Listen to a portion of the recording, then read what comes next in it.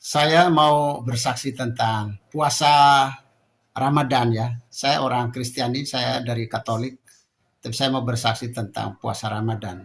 Artinya betapa manfaatnya puasa Ramadan bagi saya pribadi atau yang saya bisa merefleksikan manfaatnya bagi orang umum ya.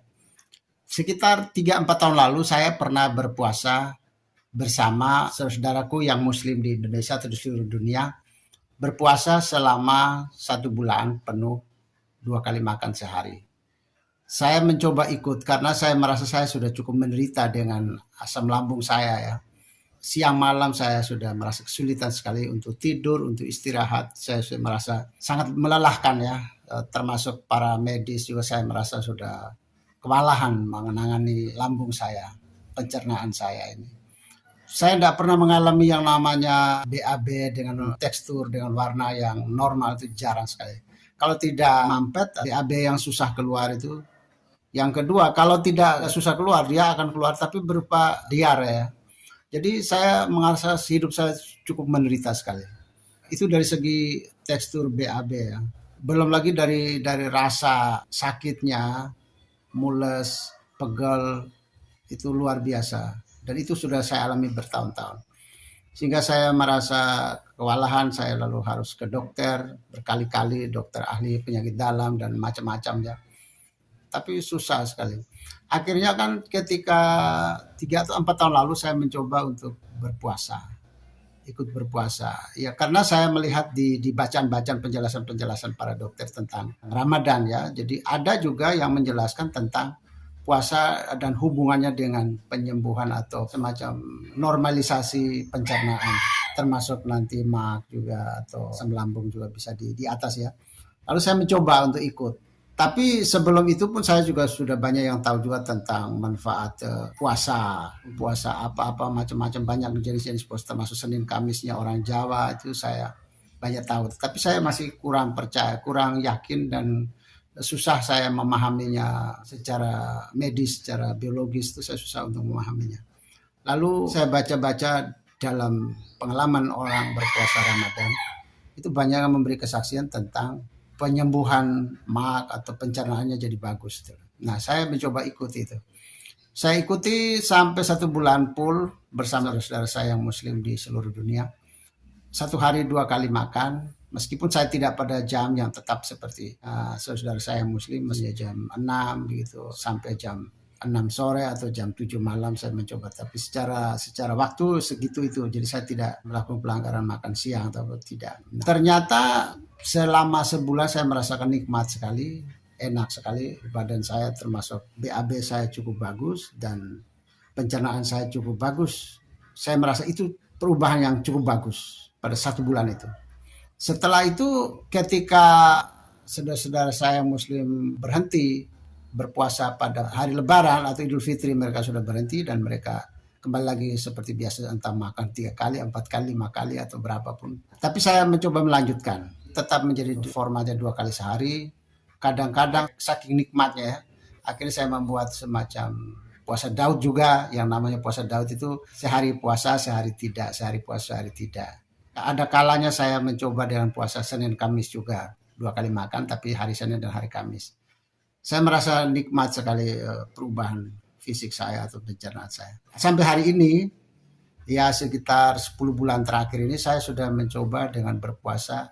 Kadang saya sehari sekali makan, tapi kadang sehari tetap 2 kali, tetapi dengan satu porsi. Jendela makan saya misalnya 6 jam per hari ya.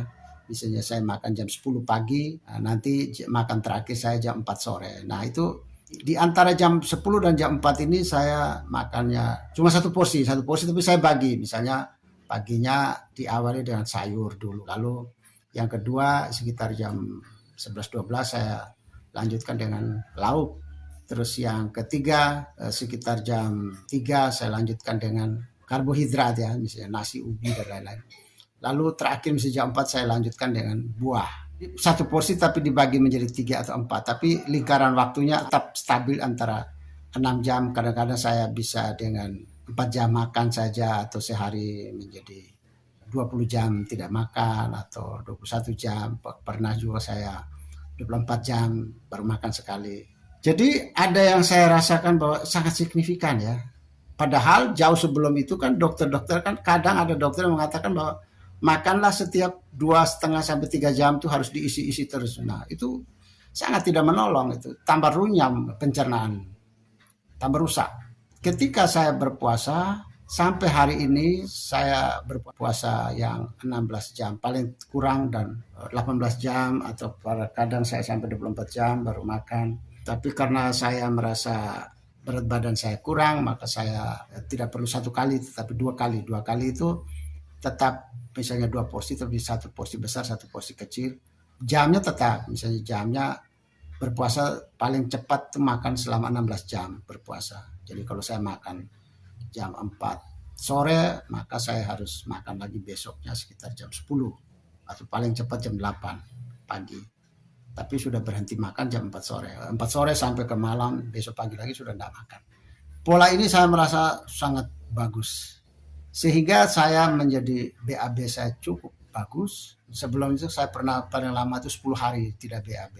Paling banyak itu ada 2-3 hari baru BAB sekali. BAB tiap hari itu tidak pernah zaman dulu ya. Sekarang ini setelah beberapa bulan atau 1 tahun 2 tahun ini BAB saya setiap hari pasti BAB. Sudah tidak pernah yang namanya BAB mampet atau sulit BAB atau diare itu hampir tidak pernah lagi.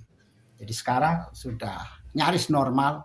Jadi saya berterima kasih sekali pada puasa Ramadan saudara-saudara saya yang muslim ini telah menginspirasi saya untuk memulai puasa, dan ternyata puasa itu tidak mustahil ya untuk mengatur pencernaan kita, menormalisasikan pencernaan. Termasuk saya mempelajari lagi juga bahwa ternyata puasa itu sebanyak 12 jam sampai 14 jam tidak makan itu orang sudah memberi peristirahatan, mengistirahatkan pencernaannya. Kalau orang berpuasa 14 jam sampai 18 jam, maka dia sudah melakukan detoksifikasi atau pengurasan racun dalam tubuhnya dari makanan, dari udara dan macam-macam dikuras oleh puasa itu. Dan yang ketiga, kalau orang sudah berpuasa selama 18 jam ke atas sampai 24 jam, bahkan ada yang sering ada yang sampai 3 hari gitu tidak makan, tetapi saya baru sampai dengan sehari sekali makan, itu 24 jam itu. Puasa seperti itu membuat terjadi otofagi. Otofagi itu artinya memakan diri sendiri. Jadi ketika tidak ada makanan, maka tubuh kita memakan lagi sel-sel yang rusak. Jadi terjadi pergantian sel, pemusnahan sel yang mati, yang lama-lama kan jadi racun, jadi sampah, termasuk dia akan menjadi kanker. Pada saat itu, pada 18 jam ke atas itu, sel yang sudah mati dimakan lagi oleh sel yang hidup, sehingga terjadi regenerasi sel. Makanya orang yang berpuasa atau orang yang sering makannya cuma 2 kali sehari, maka mereka ada jaminan untuk lebih sehat, lebih awet muda, usia lebih panjang. Saya bersaksi mengalami perubahan manfaat dari puasa ini, terinspirasi dari puasa Ramadan ya saudara saya yang muslim. Terjadi sampai sekarang saya menjalani puasa dan saya merasakan efektivitas luar biasa. Jadi saya melihat bahwa kalau efektivitas seperti ini sebenarnya sih yang namanya berpuasa itu bukan lagi 11 bulan kita tidak puasa, lalu puasa 1 bulan ya. Saya kira kalau orang mau sehat dan segala macamnya, maka lebih bagus lagi kalau puasa adalah setiap hari. Setiap hari sepanjang hidup. Puasa adalah satu pilihan yang menarik untuk pengobatan lambung, pengobatan kesehatan kita. Termasuk dia membersihkan racun yang ada dalam tubuh kita dan menghidupkan kembali sel-sel yang sudah mati.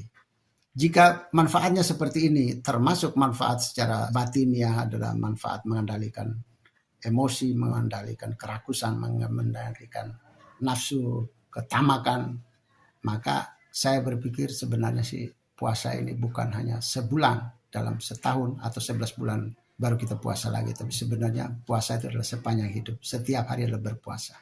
Karena setiap hari kita harus mengendalikan diri kita, setiap hari kita harus mengelola kesehatan kita sendiri. Saya merasa ya manfaatnya kita hidup bersama di muka bumi dengan berbagai perbedaan ini ya. Itulah manfaat kita hidup bertoleransi, manfaat hidup perbedaan. Akhirnya satu ajaran atau satu kelompok punya kebiasaan menginspirasi kelompok lain. Belajar dari saudara-saudara saya yang muslim, saya meniru untuk berpuasa. mulai dari 3-4 tahun ini saya sudah menjalani hidup menjadi satu pilihan hidup saya setiap hari. Saya sudah berpuasa. Manfaatnya kita hidup perbedaan, jadi kita tidak perlu menyesal tentang apa perbedaan yang kita tunjukkan di muka bumi, tapi apa inspirasi yang kita miliki dari kelompok kita, dari ajaran kita akan menginspirasi dunia, menginspirasikan orang lain untuk hidup menjadi lebih baik. Kenapa tidak? Terima kasih dan selamat hidup berdampingan dengan segala macam perbedaan. Belajarlah, menirulah hal-hal yang baik. Tidak perlu mempersoalkan ideologinya, tidak mempersoalkan ajarannya. Akan sangat rugi apabila karena ajaran kita berbeda, maka kita harus membuang hal-hal baik yang terjadi pada kelompok kita masing-masing. Ya.